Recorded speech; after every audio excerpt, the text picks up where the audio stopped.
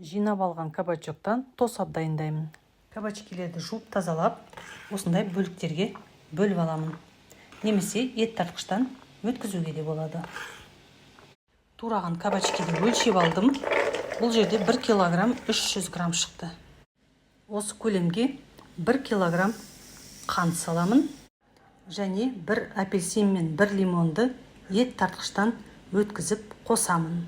Қабығын ашымаймыз, тура осылай өткізіп аламыз.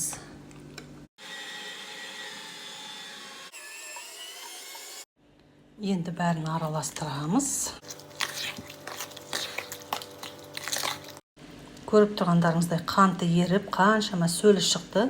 Енді баяу отқа қойып, бір қайнатып, әрі қарай 10 минуттың көлемінде сол отта ұстаймын. Осы жерде айта кетейін, кабачки егерде 2 килограмм шықса, 2 килограмм қант, 2 апельсин, 2 лимон қосасыз. Жайлап қайнай бастады. Енді 10 минуттың көлемінде өте баяу отта ұстаймын. Тосапты оттан түсіріп алдым. Енді осы жерде әбден суығанға дейін тұрады. Кабачкиден жасалынған тосап дайын.